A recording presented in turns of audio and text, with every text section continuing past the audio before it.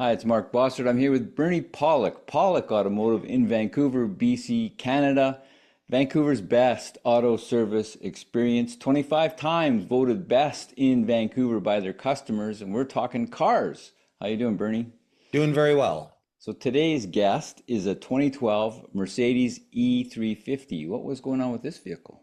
So this vehicle had some issues with the dash display. It's called, in a Mercedes, they call it the command display. It's a nice screen to the right side of your steering wheel on the dash. It has the radio displayed, and then when you switch into reverse, the backup camera comes on. It has a variety of other items displayed on there. You can set up everything on the car on that display. What was going on is that the display would work sometimes, sometimes not, and most commonly, it would switch off when you put the car into reverse. And the display would come on for a second, camera would come on, then the display would go off. And then after you go out of reverse, the display wouldn't work at all anymore. So there was a few issues going on. Sometimes the radio would work, sometimes it wouldn't. A bunch of stuff was going on, but all seemed to be related around that display. So the car, other than that, was still operating properly? Yeah, perfect. Yeah, no issues whatsoever. So, okay, this sounds pretty complicated. How do you start to diagnose something like this? Well, Ask you the big question. Don't you just ask the computer and it tells you everything? Well, that's what we tried. We always start with that. We have a number of scan tools. Plug it in, look for trouble codes, and there's a lot of diagnostic help inside the scan tool. There's information, data, things we can look at. There was no trouble codes related to the issue, which makes it immediately complicated right off the bat. If it said something like, camera module, rear communication issue, that would have been helpful, but there was nothing in that area. So based on that, there was a few items we could test and look at, but other than that, we have a technical service that we deal with. These are experts with Mercedes, whichever car we work on, we have a service we deal with because it's impossible for independent shops to figure things out. Same with dealerships. I mean, they don't know everything. They have Mercedes to deal with, but this is our tech service we deal with. They're experts. And basically the idea was, these are your steps you need to follow. These are the likely causes. And unfortunately, this tech tells me it's not particularly easy because there's nothing you can really test. You just got to plug and play and try things. And the most common thing, first off the bat, is the camera module. So there's a rear camera module, there's a rear camera, then there's a fiber optic cable that connects the command display to the command unit. So there's a whole bunch of things, plus software reprogramming. So we developed a strategy on, okay, what are we going to start with? The first thing we started with was the camera module. So you replaced the camera module and tested again. What happened? Well, it seemed to work fine initially, and then after a while, the same thing started happening again. So from there, again, more tests. Okay, what do we do next? We figured reprogramming the vehicle computer was next. The actual command module is the next likely item because the software sometimes will go out of date and it won't operate properly. So we did that as the next procedure.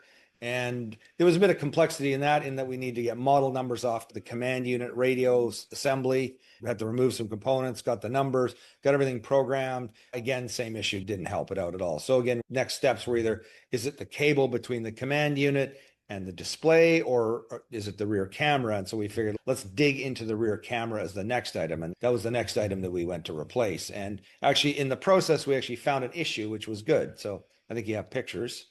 Yeah. So was part of that decision that the rear camera is a little easier to access?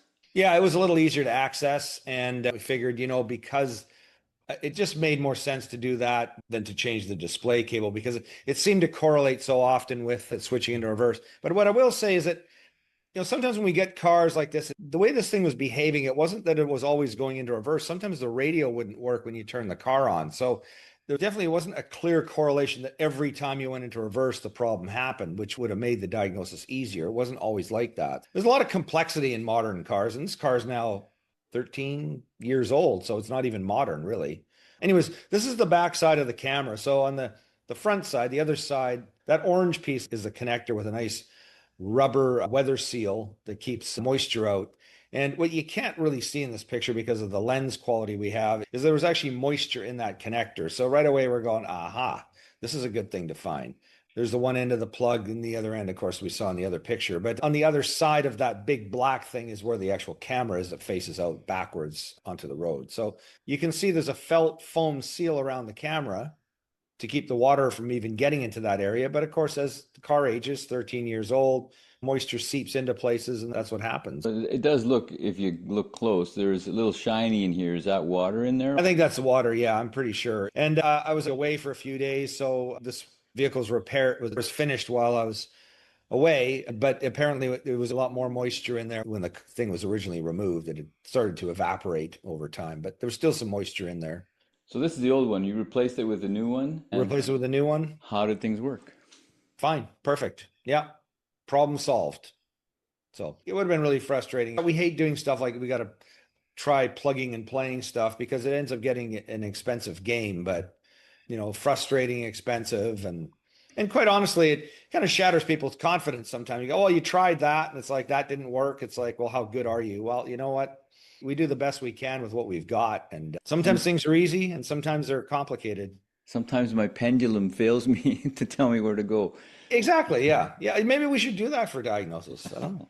So on the newer vehicles, because this is 13 years old, say something that was 2 and 3 years old, is there more communication with more parts now along the line, or is it still the same? There's some parts that are isolated that aren't talking to the computer and sending, error reports? Yeah, there is. I mean, there's always things in the diagnostic process that aren't monitored, so to speak. One thing I always found interesting is like fuel pumps were not monitored. Like the pressure of a fuel pump was often not monitored in a vehicle. And if the vehicle had a bad fuel pump, you'd have to manually check it. And it's frustrating when a car stalls and then starts running again. You go, well, what happened? Because it's running perfectly.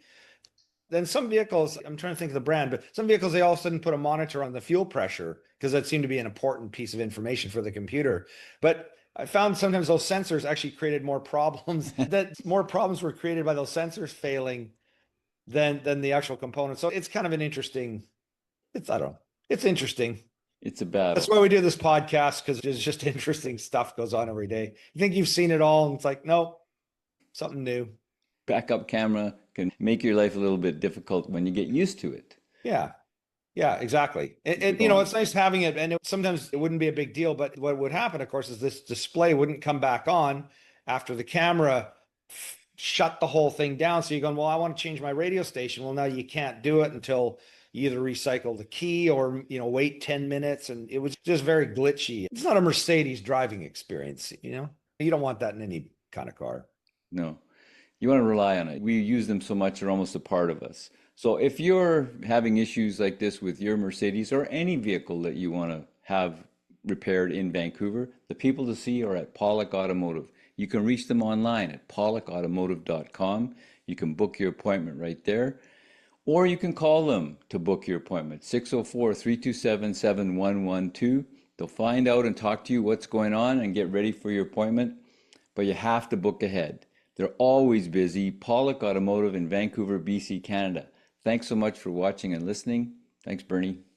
Thank you, Mark, and thanks for watching.